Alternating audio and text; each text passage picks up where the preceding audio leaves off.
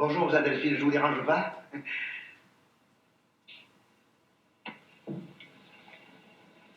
Bonjour, Jules. Entre. Qu'est-ce que vous lui avez fait à celui-là, Adelphine? Je l'ai puni. Tout à l'heure, je lui ai dit qu'on avait coupé le cou à Louis XVI et il est resté tranquille comme une jardine. Je viens de tirer un coup de fusil sur un moineau, il fait comme un ours. Il faut lui apprendre à distinguer les choses. C'est une grille. C'est pas une grille, mais c'est une chacha. Tu as raison, Jules. Regarde les plumes noires. Je veux mon verre. Tu copieras 3 fois le verbe « j'ai pris un chacha pour une grive ». Sur cette terre, mon petit, celui qui prend le chacha pour des grives finit à l'hospice. Un chacha vaut 12 francs et la grive 7. Mon père les vend 10 francs. Ça m'étonne pas de lui. Relève-toi. 10 francs? Oui, à monsieur Cassagne. Bon. Alors toi, ne copie pas le verbe. Pour 2 francs, c'est pas la peine. Et toi, qu'est-ce que tu veux? Mademoiselle Delphine, ce serait plutôt au sujet du zéro. Qu'est-ce qu'il t'a fait, le zéro? Mais comme il se multiplie. Je te l'ai appris. Oui, mais entre ce que vous m'avez appris et ce que j'ai appris, je ne sais plus rien. Le zéro ne se multiplie pas. Hein? Il s'ajoute. Tu comprends? Pas trop. Va au tableau. Marque un chiffre. Celui que je veux? Celui que tu veux. Et qu'est-ce que tu fais là, imbécile? Eh, j'écris mon chiffre. Mais ce n'est pas un chiffre. Il n'y a que des zéros. Eh bien, c'est justement où les Athéniens s'atteignirent. Mais tu te taire! D'abord, ce n'est pas Athènes. C'est Athènes. Habitant d'Athènes.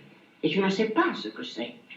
Ensuite, s'il n'y a que des zéros, ce n'est pas un nombre, c'est une succession de zéros qui signifie zéro. C'était au début de ton arithmétique. Au début, peut-être, mais à la fin... Tu n'y es jamais arrivé, crétin. Et si tu y étais arrivé, tu aurais su que c'est pareil. C'est une science exacte. Je dis pas le contraire, je discute pas l'exactitude, je l'aime beaucoup. Mais alors, pour faire 1000, comment on fait? On met un nain devant l'idiot. Tu n'as jamais vu de billets de banque? Oh si. Enfin, quelques-uns. Tu poses le 1. Pose-le. Ajoute le 0. C'est 10. 2 zéros. C'est 5. 3 zéros. C'est 1000. Maintenant, il compte tes zéros. 6 zéros.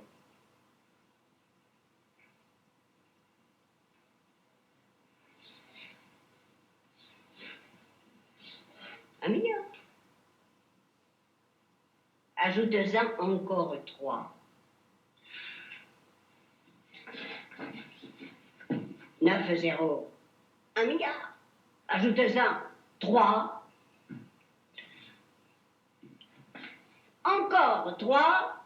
1 million de milliards. Et ainsi de suite. Tu vois qu'il compte maintenant tes zéros. Mais alors, mademoiselle Delphine, je me suis mal expliqué. Ça, 10, 20, 100, 1 million, je me débrouille.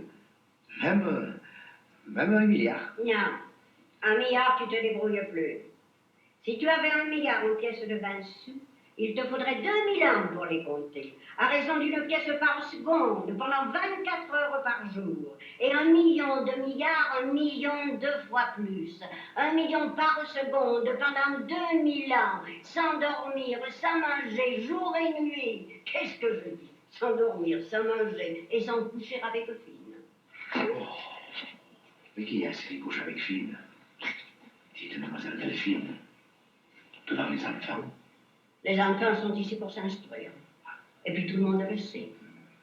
Ainsi tu vois, des millions, des milliards, et ainsi de suite. Hein? C'est un problème d'ainsi de suite. Et c'est à partir de l'ainsi de suite que je suis foutu, parce que moi, j'étais venu pour vous parler d'un chiffre de 30 zéros. 30 zéros? Tu fais de l'astronomie? De l'astronomie? Non. Pourquoi? Parce que 30 zéros dans le ciel, ça se prononce.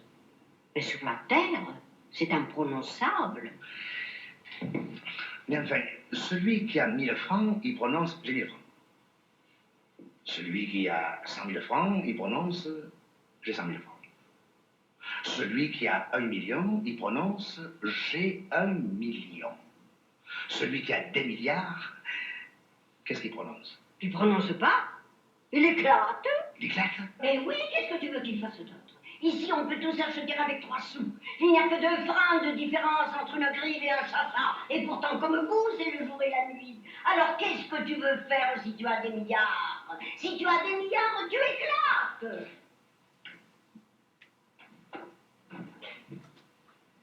Et si je veux pas éclater? Ah, si tu veux pas éclater, alors je sais pas.